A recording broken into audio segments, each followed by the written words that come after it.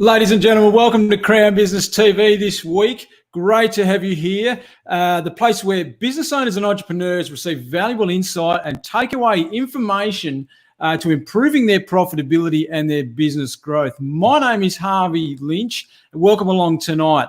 Big show for you tonight. We've got Steve Beechio joining us again, Mad Dog Steve. He's going to pop in shortly.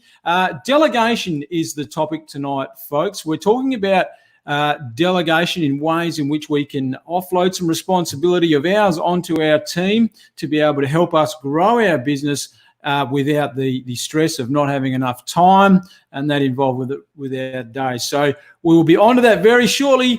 We'll be right back after this. Hey there, meet Jim. Jim owns and runs a successful business. Jim and his team love what they do. They work hard and are proud of their achievements. But one day Jim's workflow had suddenly dried up due to a nasty virus that had shaken the economy to a standstill. And of course, Jim was getting rather concerned as to what this would mean for the future of his business. Would he have to lay off staff? And how would he maintain his valuable customers? Although, whilst not to be undone by this current crisis, Jim sought about ways in which to deal with his situation. He wanted to keep his business alive and keep his business thriving as well. After all, Jim had a loving family to look after. He went in search of information, to which he discovered a business expert who gave him a guide that helped him focus on his business in the right areas and outlined strategies to reboot his workflow and maintain his profitability. And after putting these tips to work, Jim now feels more confident than ever to handle times of uncertainty, to which he is now certain of a bigger and brighter future. So Jim recommends, don't get bitter during times of adversity, get better.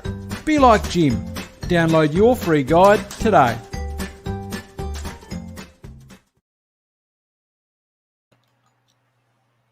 Ladies and gentlemen, if you haven't met Jim before and you want to be just like Jim, you can grab a copy of that guide, which will be in the description and in the comments very soon. Joining tonight, Steve Beechio's back again. Steve, how are you, mate? Hey, mate, how are you? It's good to be back for some more Sultanas. Looking forward to a good session. Yeah, absolutely, mate. We had a good session last week chatting about websites and the importance of making sure your website is performing well for your business. Tonight is all about delegation. And over the next couple of weeks, folks, we're going to be talking about processes in your business or ways in which you can actually focus better on the important tasks in your business right now. One of those is delegation. We're also going to be touching on automating your business processes as well, and also eliminating those tasks that don't actually add real purposeful value to your business. So tonight is all about delegation, though. And let me ask you a question, or a couple of questions for that matter. Do you find yourself working longer hours than you should be right now, or longer than hours and feeling like you're at the point of almost to burnout almost? And if you are, then there's some a possible case here that you need to be bringing more delegation into your business to be able to help free up that time. Now, if you are feeling those areas, there's processes involved with your business. Now, a delegation process, ladies and gentlemen, is all about offloading responsibility from yourself onto your team, onto staff members, by showing them exactly what, how, and when tasks need to be done by. And Steve, do you have any input on that, mate? Yes, mate. I was reading recently that there was a study by McKinsey's that said around or up to nearly 50% of a business's activities at the moment could be automated or delegated, and that's with current technology, and that's with a process like you were talking about there. So 50% of what you're doing in your business could be potentially offloaded, and you could save that much time. According to a leading consulting study at the moment. So definitely, it's a major area to focus on in your business. Something that's got some really quick benefits to be had. Mm-hmm. And I know it's quite easy to say, and another thing to go and actually put delegate part of your business processes into practice. I know particularly for small businesses that have either no staff or very few staff, and the fact that you might be feeling quite overwhelmed at the moment in trying to delegate seems such an arduous task as well, because obviously you have to train people into taking on the responsibility or taking on more responsibility in your business. But there is ways in which to be able to say to yourself and your team, okay, well, when do I actually delegate? When is the time when I actually delegate part of my business processes or the responsibilities off my shoulders onto staff, so then I can actually concentrate on other areas? Now, part of that process is actually working out, well, what exactly is your time worth, right? Because delegating is all about freeing up your time in your business to be able to concentrate on more important areas, and not so much in your business as well, Steve. It could be also freeing up more personal time is the end result as well. Wouldn't you agree? That's right, mate. When you're looking at auditing what you do over the course of a day or the course of a week, there's a principle that is a very well-known principle called the Pareto principle. Now, what this principle says is that usually 20% of what you do is going to generate 80% of your results. And this is actually a bit of a story about this. Is Vilfredo Pareto was an Italian economist around the turn of the century, and he observed in society that that most things fall within this 20 to 80% rule. 20% of the people usually have 80% of the wealth. 20% of your customers generate 80% of your revenue. 20% of what you do can generate 80% of your results. So it's a very powerful principle, and it's a good starting point to have a look at what you're doing, because more often than not, this rule applies to most things, including who the customers you're focusing on and your daily activities. So what are the 20% of things that you're doing that generating 80% of your results? Great point. And if you're, I guess, as a business owner looking into this area right now to say, okay, what exactly am I doing with my time during my day? And you documented all that out, and you were surprised to finding that a lot of your time is spent on not really high-end activities that actually generate real results, and I mean results that actually turn into revenue and profits for your business. Then we need to start looking at, okay, well, those tasks you are spending time on that don't actually that are not high-end performing tasks can be then offloaded. For example, we're approaching the end of the financial year.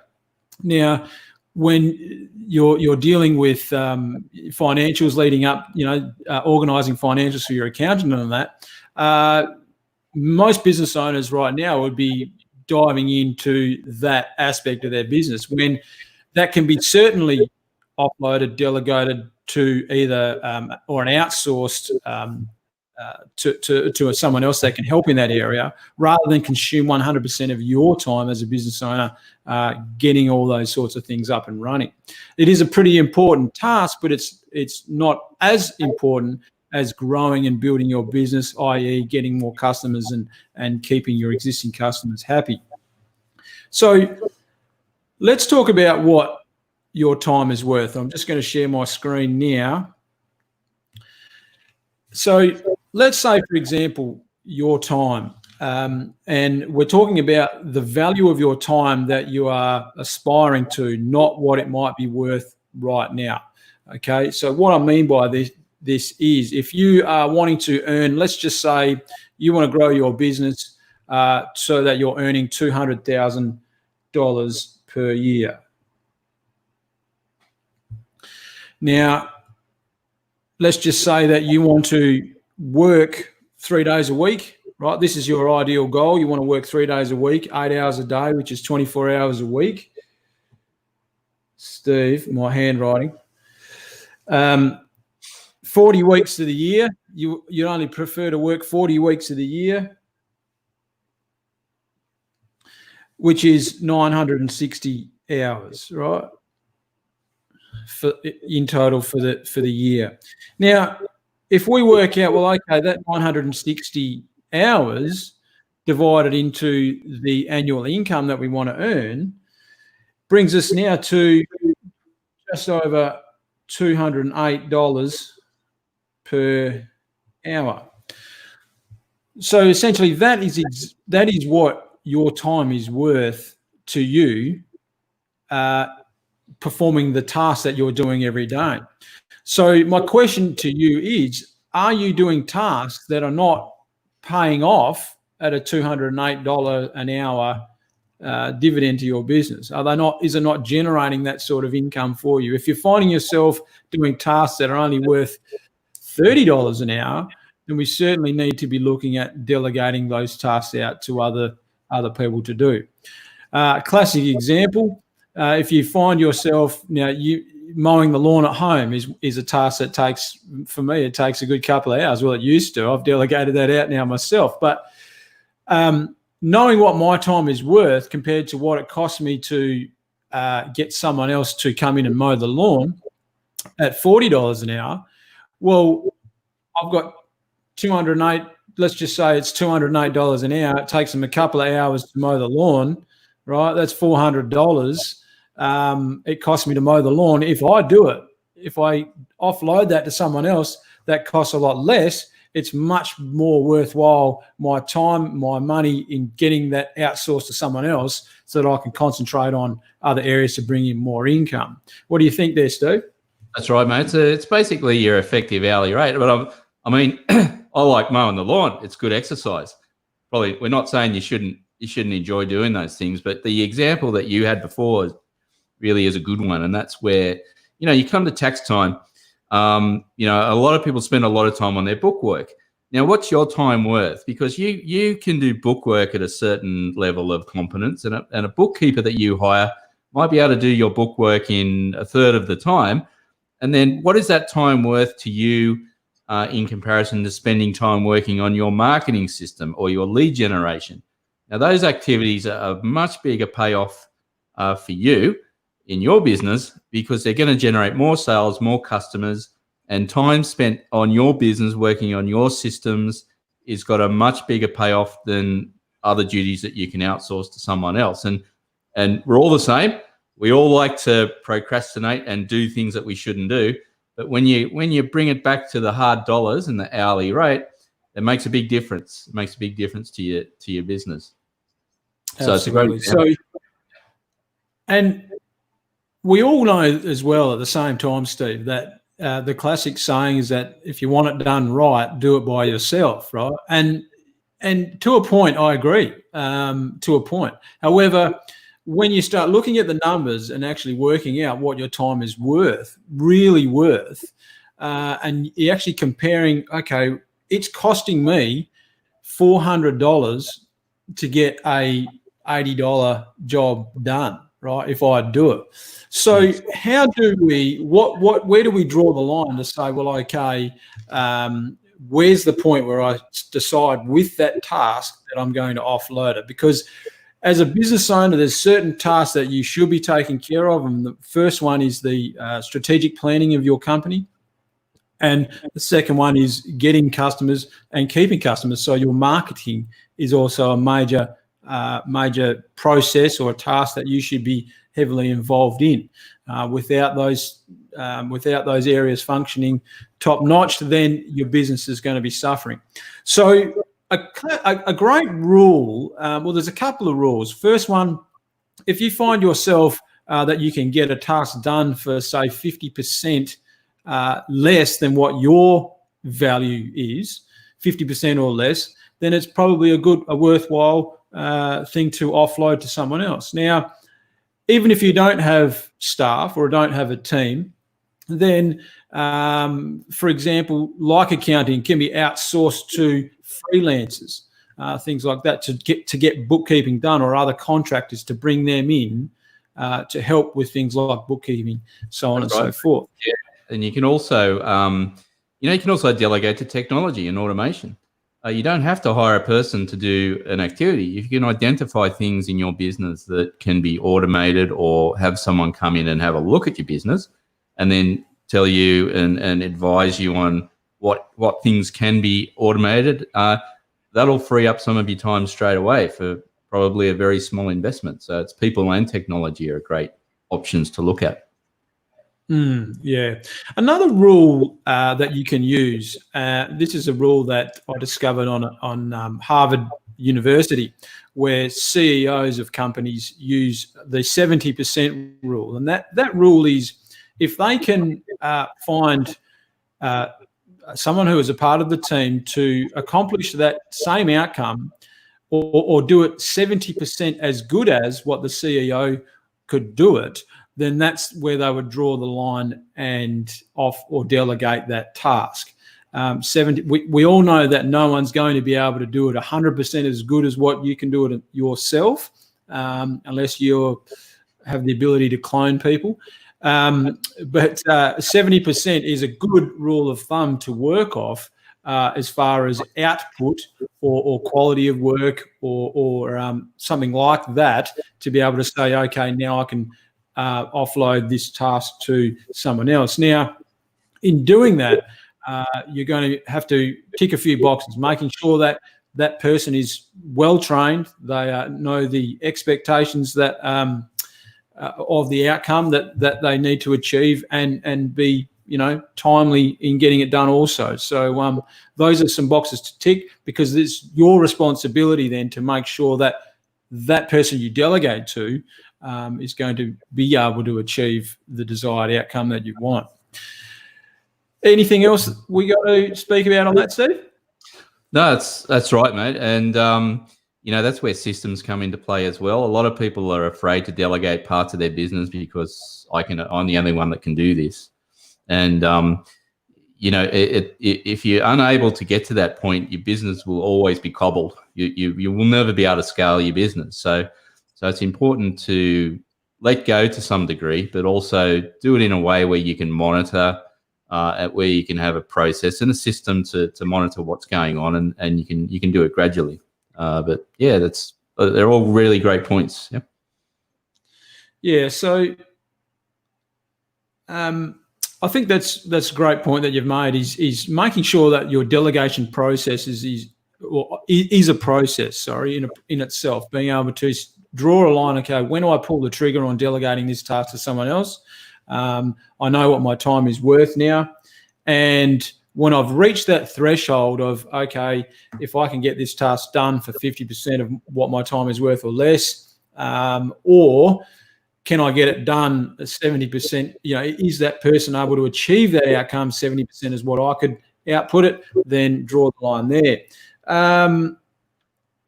So some takeaways from delegation to remember, some do's and don'ts. And the first one would be to, I think, as a business owner, to take note of when you may be feeling overwhelmed with your work. If you're feeling stressed out to a point where you have no time, you're working very long hours in your day, to a point where your staff may be working regular hours and not really having the care that you do in their work, is a good sign to pull the trigger on delegating or offloading some responsibilities. You want to keep a visual reminder of your team's development and the goals that you've set for the business as well, and make sure your team is engaged with that. If they're not, then it's probably something, a trigger point too, to be able to offload responsibility onto your staff as well. And you want to be able to, measure how the performance, making sure you're taking notes and measuring the performance of those tasks that are delegated out, so to make sure that you've actually delegated in the right fashion and done the right thing there. So, I think some things that you want to keep in mind and what not to do is to assume that you're biased about a person's performance. You want to not give someone else's responsibility for something and then micromanage the task to death. So you don't want to be offloading a task to a team member and then be looking over their shoulder every 5 minutes because you may as well be there doing the task yourself. I think that's probably a very common occurrence for a lot of business owners to be probably doing too much micromanage. Have you had any experience in that area, Steve? Oh, loads, mate. And, it's terrible being micromanaged. I've been micromanaged. We've probably all experienced it. It's the quickest way to kill productivity. It comes back to, the person who's usually doing the micromanagement has fear, and they don't want to let go of the task. And that's why process is important. The training is important, and then the monitoring is important, so that the person that's developing into the task has a clear set of guidelines, and that they know that they've got a little bit of scope to do their job. I mean, it's also a management thing, isn't it? So, it's a people development thing. Yeah. So. Yeah. And I think finally is to not be impatient about the whole process either. Offload when your team is picking up those tasks is to be patient with the process. Don't expect things to just happen overnight. And if you do make mistakes, give those mistakes time to clear themselves up. So if you're measuring the performance of the delegation task, well then, don't be too alarmed at the fact that it may not be getting done 100% as good as you, because let's face facts, it won't be. But as long as it's at that 70% level or above, then you should be fine. Now, if you need help in the areas of delegation with your team or any of the work that you do, if you're feeling yourself overwhelmed at the moment with the time you're spending in your business, where the classic term is you're better off spending your time working on your business, then be sure to reach out. I'll leave a message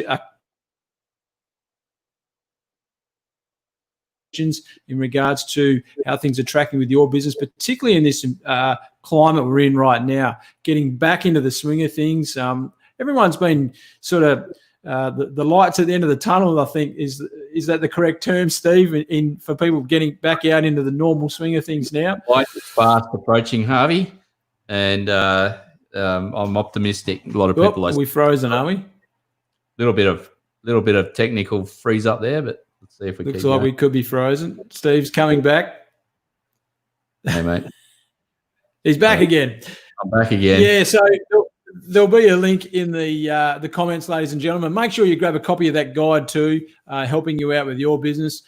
Thanks again, Steve, for coming on board this week, mate, chatting about delegation. I think it was we touched on a lot of good points there of I think that business owners could be looking at right now with working out what their time is worth, and pulling the trigger on points that they can get to in their business on deciding whether to delegate tasks or not. And really focusing in on that. Still with us, Steve? Yep, he's still with us, I think. Mate, I'll leave off. My final thoughts are, if you're overwhelmed, and a lot of people, they're simply so overwhelmed they can't move. Yeah, just have a think about the Pareto principle. Now, if you can sit down in your morning, and you can cut out some of those tasks, look at your top. The 20% of what you're doing that's generating 80% of your results, just to get some space in your head, just to actually, if you're that overwhelmed, and a lot of people are, that's a good starting point.